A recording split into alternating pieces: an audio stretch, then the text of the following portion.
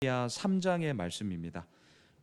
열왕기하 3장 지난주 주일 큐티 본문을 좀 펴놓으시고요. 함께 바로 말씀을 나누면서 보면 좋겠습니다. 열왕기하 3장 말씀인데요. 오늘은 좀 여호람 왕에 대해서 집중해서 좀 보고자 합니다. 열왕기하 3장 바로 좀 펴놓으시고요. 제가 말씀을 나누면서 함께 나누도록 하겠습니다. 하나님께서 붙잡으셨다라는 뜻의 아하시야 왕이 정작 자신의 이름처럼 하나님을 붙잡지 않는 삶으로 인하여 정말 황망하게 죽음을 당하게 됩니다. 우리가 보았지만 자신이 익숙한 공간이었던 그 왕궁에 있는 다락 난간에서 떨어졌습니다. 그 병이 점점 중하여지고 그 낙상은 호전되지 않아서 결국 왕이 된 지 2년째에 그의 목숨이 이제 끝나 버리게 되었죠. 그리고 나서 아들이 없었습니다. 그래서 그 뒤를 이어서 동생이었던 이제 열왕기하 3장에 나오는 이 여호람이 그 뒤를 이어 북이스라엘의 9번째 왕이 됩니다. 자, 여호람이라는 말은요, 여호와는 높으시다라는 뜻을 갖고 있습니다. 또는 여호와는 존귀하시다라는 뜻입니다. 아마도 이 여호람은 형의 죽음을 보았을 것입니다. 또한 그동안 벌어진 일련의 사건들을 보면서 나름 신앙 안에서 노력하려고 애썼습니다. 자, 근데 제가 앞에 수식어를 하나 붙였어요. 나름이에요, 나름. 자, 어떻게 하느냐? 2절을 한번 보십시오. 열왕기하 3장 2절. 그가 여호와 보시기에 악을 행하였으나 그의 부모와 같이 하지는 아니하였으니 이는 그가 그의 아버지가 만든 바알의 주상을 없이 하였음이라. 그의 아버지는 누굽니까? 아합입니다. 어머니는 누굽니까? 이세벨입니다. 정치, 경제, 군사적인 관점에서요, 이 아합 왕은 대단한 왕이었습니다. 왜? 북이스라엘이 아주 부국강성의 길로 분명히 이끌었던 왕임에 분명해요. 아합 왕 때 북이스라엘이 어마어마한 힘을 가졌거든요. 하지만 신앙적으로는 어떻습니까? 바알과 아세라가 이 북이스라엘을 잡아먹었죠. 진짜 영적인 바이러스가 침투함에 있어서 북이스라엘의 백성들을 그냥 사로잡아 버렸습니다. 영적 타락을 가지고 왔던 왕이기도 했습니다. 그래서 여호람은 성장하면서 아버지를 봤죠. 당연히 아버지의 뒷모습을 보고 크는 거 아니겠습니까? 또한 자기의 형이었던 아하시야가 2년 동안 이 북이스라엘을 통치하는 것도 보았죠. 아버지의 죽음도 보았고 형이었던 아하시야의 죽음도 보았습니다. 그러면서 여호람은 마음 한편에서 이제 이러지도 못하고 저러지도 못하는 어정쩡한 상황 가운데 있는 거예요, 사실은. 그래서 오늘 2절에 그가 여호와 보시기에 악을 행하였어요. 이 부분 이제 뒤에서 더 나누겠습니다. 그런데도 불구하고 또 뭐 합니까? 부모와 같이 하지는 않았어요. 그게 무엇이었냐고요? 바알의 주상을 없앴습니다. 근데 여기까지예요. 자, 이 어정쩡함, 하나님이 보시기에 악을 행하였지만 또 그렇다고 해서 다 악하였느냐? 그렇진 않아요. 아버지를 반면교사 삼아, 형이었던 아하시야를 반면교사 삼아 바알의 주상을 또 없이 하였다는 거죠. 바알의 주상을 없이 한 거는 참 잘했는데 여기까지였어요. 여기까지. 자, 왜 여기까지라고 얘기하느냐? 3절을 보십시오. 자, 오늘 본문에서 요걸 좀 우리가 좀 깊게 보려고 하는데요. 3절을 보시면 그러나 그가 느밧의 아들 여로보암이 이스라엘에게 범하게 한 그 죄를 따라 행하고 떠나지 아니하였더라. 오늘 본문에서 요걸 핵심으로 좀 나누고자 합니다. 여호람은 아버지가 만든 바알의 주상을 분명 없앴습니다. 그런데도 하나님이 보시기에 악을 행하였다고 하는데 그 이유가 뭐냐? 3절입니다. 여로보암의 죄를 따랐기 때문입니다. 자, 저를 보세요. 우리가 열왕기 말씀 상도 마찬가지고 하도 마찬가지고 이제 우리가 열왕기하를 보면서 종종 왕에 대한 평가를 계속 보게 될 거예요. 그런데 그 왕에 대한 평가를 할 때에 성경에서 크게 두 갈림길을 얘기합니다. 이 왕은 다윗의 길을 따랐기 때문에 참 잘했어. 이제 이런 평가를 보게 될 거예요. 그리고 오늘 본문처럼 여호람, 너는 여로보암의 길을 따랐기 때문에, 지금 3절도 그 얘기하죠. 여로보암의 그 길을 따랐기 때문에 너는 잘못한 거야. 자, 이 평가가 이제 계속해서 나올 거예요. 열왕기 하를 묵상하시면서 이건 큰 안경인데요. 이 말을 딱 들었을 때는 이제 우리가 뒤에서 나누겠지만 다윗의 길과 여로보암의 길이 과연 무엇이었길래 하나님은 계속해서 여러 열왕들을 평가하면서 이 이야기를 하실까? 이걸 이제 우리가 좀 나누겠습니다. 자, 여러분 여로보암의 길을 나누기 전 먼저 다윗의 길을 한번 보시죠. 자, 다윗의 길은 과연 무엇이었을까? 다윗은 왕위에 올랐죠. 하지만 모든 것이 신앙적으로 승리를 얻었고 모든 전쟁에서 이겼고 또 모든 것을 다 하나님 앞에서 온전하게 했냐고요? 아니요. 아니에요. 자, 가장 대표적인 범죄 사건이 뭡니까? 밧세바와의 간음 사건. 분명 다윗도 무너지고 넘어짐의 이야기가 있었어요. 그런데 자, 중요한 것은 그럼에도 불구하고 그 넘어짐과 그 무너짐의 이야기 속에 다윗은 다시 일어설 수 있었는데 그게 뭐냐? 앞에 스크린을 보세요. 자, 열왕기하를 보시면서 이 다윗의 길이 무엇인지를 잊으시면 안 돼요.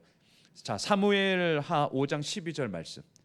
요건 같이 한번 읽어 보실까요? 같이 읽겠습니다. 시작. 다윗이 여호와께서 자기를 세우사 이스라엘 왕으로 삼으신 것과 그의 백성 이스라엘을 위하여 그 나라를 높이신 것을 알았더라. 요걸 반드시 기억하셔야 돼요.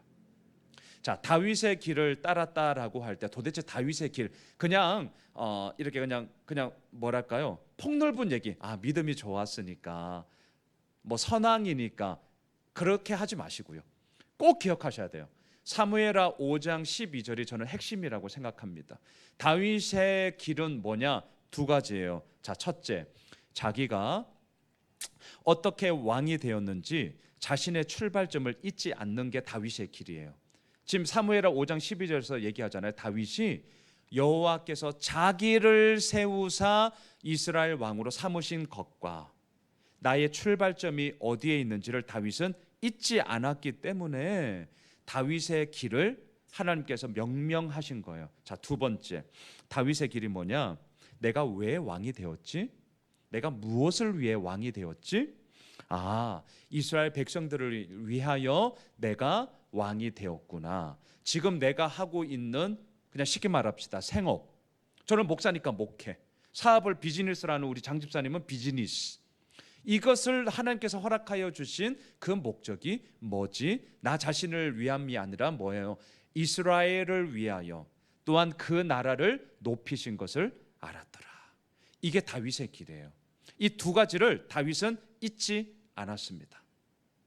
그렇기 때문에 하나님께서는요 그의 모든 인생 가운데 무너짐이 있었다니까요. 밧세바와의 간음은요 정말 잘못된 죄악이죠. 범죄죠. 무릎 꿇고 회개 당연히 해야 되고요. 그것에 대한 죄값에 대한 톡톡함을 다윗은 분명 받았습니다. 그럼에도 불구하고 그 길 가운데 나는 어찌하여 왕이 되었는가? 자신의 출발점을 잊지 않았고 또한 그 출발점을 통하여서 궁극적인 골이 뭐냐? 백성을 위한 것이며 이 나라를 높여주시는 하나님을 위한 것이라는 사실을 반드시 기억하며 나아갔기 때문에 그의 모든 외길과 잘못된 길이 있음에도 불구하고 다시금 정도로 돌아올 수 있는 힘을 가지게 되었더라. 이게 다윗의 길이에요. 이거 쉽지 않습니다. 왜? 왕이라는 포지션은 여하튼 간에 최고 권력의 정점을 가지고 있기 때문에 우리가 말은 이렇게 하지만 이거 정말 쉽지 않습니다. 자기 이름을 남기고 싶잖아요. 자신의 치적을 남기고 싶은 거죠. 그렇기 때문에 나의 출발점을 잃어버리기도 하고 궁극적인 골에 있어서 결국 나의 이름을 쌓고자 하는 바벨의 그 또 다른 제2의 바벨탑을 쌓고자 하는 것이 너무나 우리들의 욕망의 이야기이기 때문에 이 사실을 기억하며 나아갔다는 것 하나님이 보시기에 얼마나 칭찬할 만한 일이겠습니까? 그래서 첫째 잊지 마십시오. 열왕기하를 계속 묵상을 하시면서 왕에 대한 평가를 할 때에 너는 다윗의 길을 따랐기 때문에 참 잘했어 라고 할 때 그 길 사무엘하 5장 12절을 우리가 좀 기억하시면서 가면 좋겠습니다. 또 하나의 길이 있어요. 자, 이제 오늘 본문에 나오는 여호람이 안타깝게도 다윗의 길이 아니라 누구의 길을 걸어갔느냐? 여로보암의 길을 걸어갔습니다. 그러면 여로보암의 길은 뭐냐? 정확히 반대예요. 이 사무엘하 5장 12절을 정확히 반대. 여호람의 길이 뭐냐고요? 자기가 어떻게 왕이 되었는지 자신의 출발점을 잊어버린 게 여로보암의 길입니다. 여러분 여로보암을 조금 더 살펴볼게요. 여로보암은 솔로몬이 거대한 국책 사업을 일으킬 때에 그 특별히 건설을 어마무시하게 했는데 그때 총감독이었어요. 여로보암이 총감독입니다. 자, 여로보암은 권력자에게 아부하는 스타일이 아니에요. 나름대로 대쪽 같은 분명한 기준을 가지고 자신에게 주어진 일을 감당했던 자입니다. 그런데 솔로몬, 우리가 열왕기상을 이미 재작년에 보았어요. 솔로몬이 점점 더 과중한 과세 정책을 펼치고 점점 더 과중한 노동력 착취가 이루어졌습니다. 솔로몬이 다 잘한 거 아닙니다. 솔로몬 말미에는요 완전히 무너졌어요. 과대한 세금과 과대한 노동력 착취를 통하여서 백성들의 원망이 불일 듯 일어납니다. 요즘 부동산 때문에 난리 났잖아요. 자, 이처럼 솔로몬에 대해서 원망의 소리가 막 여기저기서 들끓어요. 그런데 솔로몬의 귀에 이 신하들이 있는 그대로 백성들의 여론을 이렇게 얘기를 해야 되는, 대변을 해야 되는데 대변을 하지 않네요. 그 대변의 길을 열었던 자가 누구냐면 여로보암이에요. 이 건설의 총감독을 맡고 있던 자가 아부하는 스타일이 아니에요. 있는 그대로 솔로몬에게 얘기를 합니다. 그렇게 얘기를 하면서 이제 포지션이 총감독이었는데 오늘날로 말하면 시민운동가가 됐어요. 너무나도 자연스럽게. 왜? 백성들의 여론을 막 대변하면서 자연스럽게 이렇게 포지셔닝이 시민운동가가 돼버렸어요. 백성들의 지지를 여로보암이 막 받기 시작합니다. 그러던 어느 날 아주 특별한 일이 생깁니다. 그 당시에 하나님의 사람으로서 사역을 했던 아히야라는 선지자가 오더니 대뜸 여로보암에게 이렇게 얘기하는 거예요. 야, 너 앞으로 왕 될 거야. 우와, 이 뭔 말입니까? 그냥 일방적으로 앞으로 너 왕 될 거야. 그리고 우리가 알다시피 유다와 베냐민 지파 두 지파가 남유다가 되고 그 다음에 나머지 10지파가 북이스라엘이 되는 거 아닙니까? 근데 그 북이스라엘의 소리 초대 왕이 누구냐고요? 여로보암이 되는 거죠. 자기가 노력한 게 아니거든요. 하나님께서 왕으로 세우겠다고 약속하셨고 또한 그 약속대로 왕이 되었기 때문에 여로보암은 하나님께 귀 기울여 순종해야 되죠. 근데 여로보암은 안타깝게도 다윗의 길을 걸어가지 않았어요. 왜? 자기의 출발점을 이제 여로보암은 잊어버립니다. 분명히 하나님의 일방적인 약속으로 그냥 왕이 된 건데 자신의 왕됨을 잊어버려요.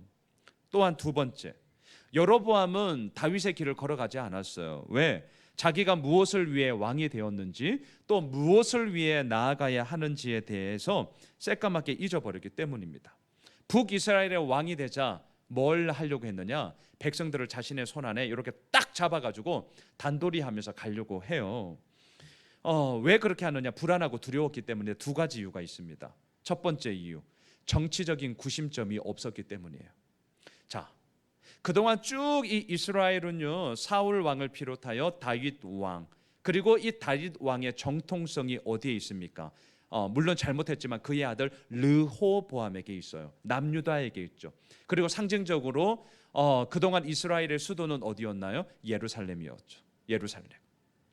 정통성이 없다 보니까 북이스라엘의 왕이 되었음에도 불구하고 불안하고 두려워요. 이 불안함과 두려움을 더욱더 백성들을 확 사로잡고 단돌이하는 것으로 나타나고 또한 눈에 가시적으로 북이스라엘에도 수도를 세우죠. 수도를. 그게 어디냐면 이제 세겜이라는 곳에 수도를 세우면서 자신의 이 정통성을 세우고자 막 몸부림을 쳐요. 또 하나가 있습니다. 종교적인 구심점, 소위 신앙적인 구심점이 북이스라엘에 없어요. 그동안 어디에 있었냐고요? 예루살렘 성전에. 예루살렘 성전. 그리고 우리가 알다시피 이스라엘 백성들은 1년에 3번 예루살렘 성전을 가야 됩니다. 유월절, 오순절, 초막절. 적어도 이 3번은 성인 남성이 되면 예루살렘 성전에 가서 예배하고 와야 돼요. 그럼 생각해 보세요. 자, 이스라엘 백성들이 예루살렘 성전으로 그 절기를 지키기 위해서 왕래를 해요. 지금처럼 38선, 우리나라처럼 38선이 구분되어져 있지 않죠. 국경선이 이렇게 어느 정도는 되어 있지만 그럼에도 불구하고 막 철책선이 있고 그런 시대가 아니거든요. 그래서 성전에 가요. 북이스라엘 사람들이. 자, 왔다 갔다 이제 왕래를 하죠. 그러면 너무나도 자연스럽게 백성들의 마음속에 뭐가 있습니까? 비교가 되잖아요. 이게 당연한 얘기예요. 예배를 드리러 예루살렘 성전을 갔더니, 그리고 그 가는 길에 남유다에 돌아가는 이야기를 봤더니 자기들이 사는 것보다 훨씬 더 나아. 와, 이렇게 발전을 하네. 와, 이런 게 있었네. 그리고 그런 생각을 가지고 자기 동네로 왔어요. 뭐 얘기하겠어요? 와, 예루살렘 갔더니 너무 좋더라. 안 좋은 거 얘기 안 하거든요. 너무 좋더라. 와, 거기 가서 살면 너무 좋겠어. 술렁술렁술렁술렁. 자, 지금 여로보암 왕의 입장에서 충분히 이해가 되지 않으세요? 이거 남 얘기라고 우리가 그냥 치부해 버리면 안 됩니다. 비교할 수 있죠. 하지만 그 비교를 통하여서 이 여로보암의 마음속에 이 왕의 정통성도 없고, 더군다나 이 신앙적인 구심지도 다 남유다에 있다 보니까 북이스라엘의 왕으로서 뭔가 드라이브해 가야 되는데 구심점이 없는 거예요. 불안하죠. 두렵죠. 그래서 뭐 했습니까? 베델 그리고 단. 베델은 어디냐? 이 남유다와 북이스라엘의 거의 국경 지역에 있어요. 그러니까 북이스라엘 나라로 생각하면 남쪽에 베델이고요, 북쪽에 단이에요. 이 두 군데에다가 성소를 세웁니다. 그리고 뭐 합니까? 금송아지를 만들어요. 금송아지는 뭐죠? 부요와 상징과 또한 그것을 통하여서 이 바알 종교를 대변하는 것인데, 번영, 축복, 성공, 그리고 그 가운데서 누리게 되어지는 평화, 이런 것들을 가시적으로 보여주기 위해서 금송아지를 세우는 겁니다. 하나님은 눈에 보이지 않아요. 그런데 이 베델과 단에 금송아지를 세움으로 말미암아 하나님 플러스 번영과 풍요와 축복을 상징하는 모형물을 통하여서 사람들의 마음을 더 매력적으로 이끄는 거죠. 여러분, 더 매력적이지 않으면 사람들이 베델과 단에 굳이 왜 가겠어요? 자, 지금 이렇게 여로보암의 입장에서 한번, 물론 잘못된 겁니다. 그럼에도 불구하고 그 마음을 한번 잘 들여다보세요. 왜? 이거 우리 얘기거든요.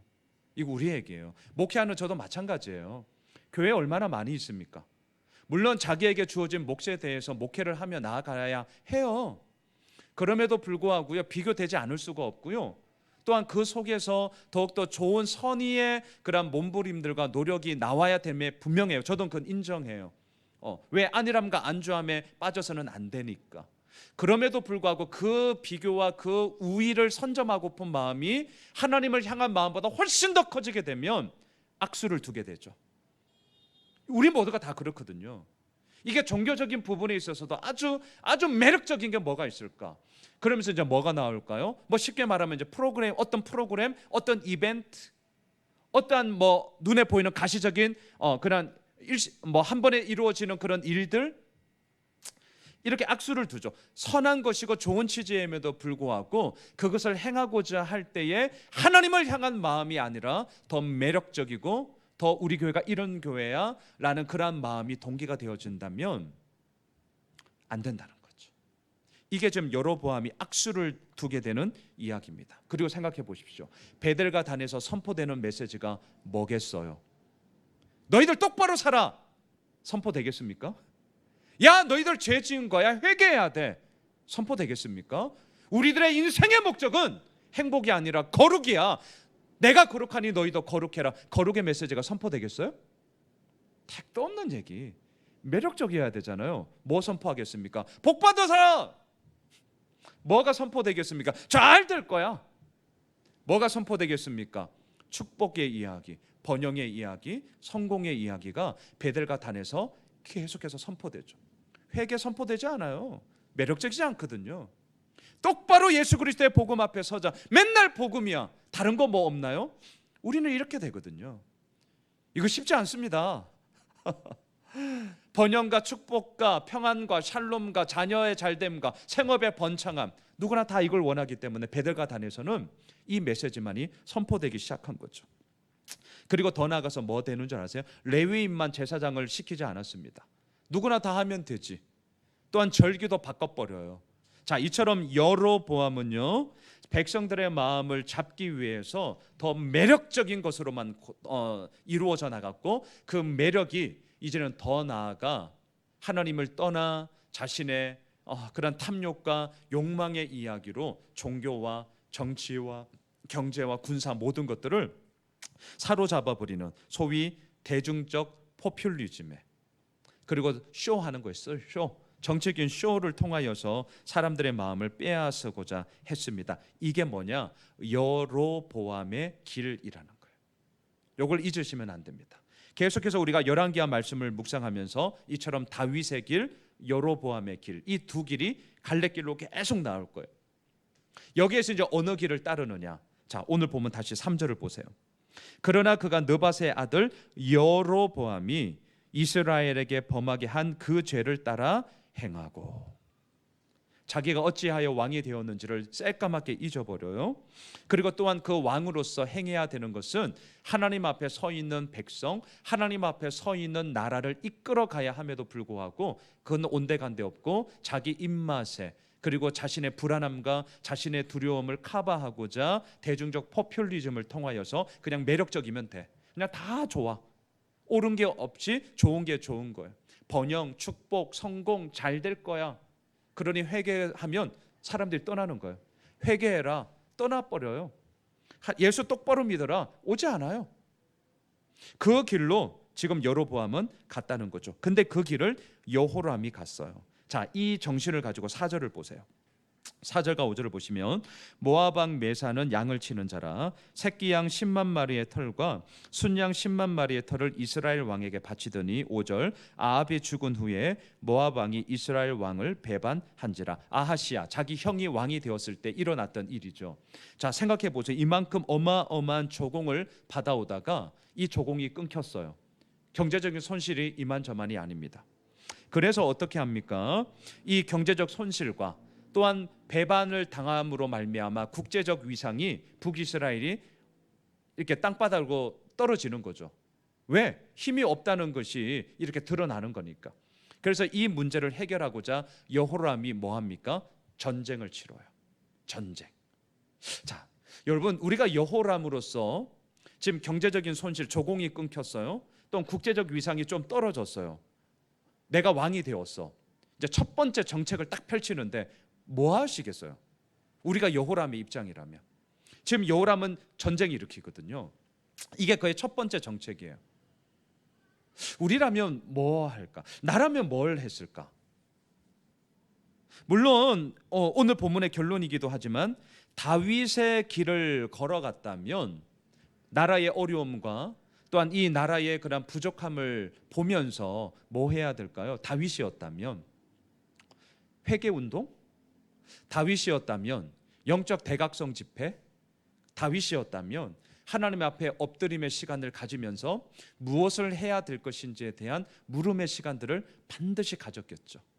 그런데 왜 여호람은, 이름의 뜻이 뭐예요? 여호와는 높으시다, 여호와는 존귀하시다, 말만, 그냥 자기 이름. 제가 아하시야 왕 설교할 때도 그랬잖아요. 자기 이름값만 해도 된다. 여호와께서 붙잡으셨다라는 이름의 뜻대로 자기도 하나님을 붙잡아야 되는데 안 붙잡아. 여호람, 하나님은 높으시다 말만 그러는데 자신의 삶 가운데는 하나님의 높음이 아니라 자기의 권력과 자기의 힘 모으는 게 훨씬 더 높음. 이름값을 못해요. 여호람은요, 왕이 되고 이러한 국가의 어려움 속에 엎드림의 시간을 가져야 했고, 하나님 이 가운데 무엇을 해야 할까요? 라고 묻는 시간을 반드시 가졌어야 되죠. 근데 그 시간을 가지지 않고 정치적으로, 군사적으로, 경제적인 셈법을, 콩밥을 딱 돌리니까 뭐예요? 옳다쿠니 전쟁 한번 치르지 뭐.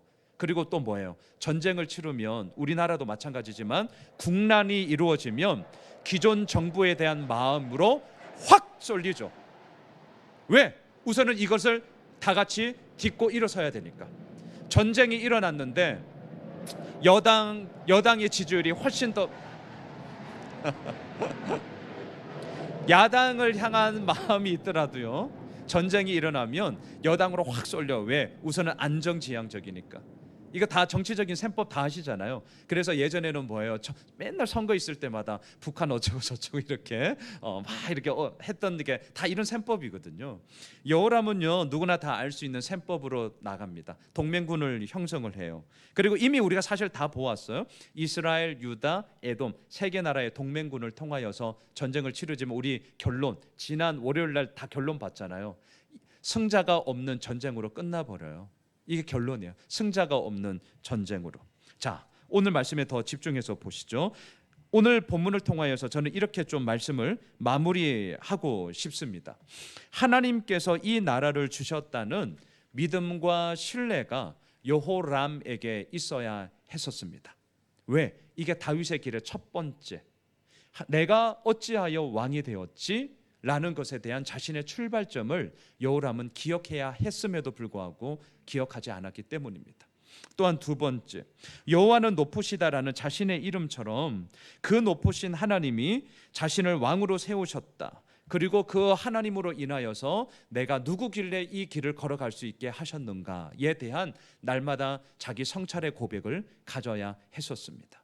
그런데 여호람은 이 길을 가지 않은 것이죠. 그리고 누구나 알 수 있듯이 정치적으로, 군사적으로, 경제적으로 그 셈법을 돌리는 뻔한 결과, 전쟁을 통하여 더욱더 백성들을 위험에 빠뜨릴 수도 있는 그 악수를 둠으로 인하여서 승자가 없는 전쟁으로 그 모든 결론들이 이루어져 나감을 보게 됩니다. 사랑하는 성도 여러분, 하나님이 주인이시죠. 또한 뭐든지 움켜쥐고 높아지려고 하는 소위 바벨의 정신, 또한 하나님의 자리로 대신하고자 나아가고자 하는 이 에덴의 욕망, 이건 끝이 없잖아요. 이 에덴의 욕망과 이 바벨의 정신, 결국은 다 나를 위한 것 아니겠습니까? 근데 그 길 속에 우리는 오늘 본문을 통하여 다시 한번 다윗의 길, 그리고 그 다윗의 길을 통하여서 하나님의 이루어 나가심과 하나님의 행하심이 얼마나 큰지를 우리가 함께 보아야 할 것입니다. 바라기는 오늘 이 여호람, 그가 걸어갔던 여로보암의 길을 떠나 다시 한번 하나님 앞에 날마다 서서 걸어가는 다윗의 길을 우리가 함께 걸어갑시다. 나의 출발점이 어디에 있는지, 또한 나를 통하여서 그 궁극적인 골이 어디에 있는지 우리 함께 이 시간 기도하면서 주님의 뜻을 묻는 그런 귀한 삶이 되었으면 좋겠습니다. 우리 함께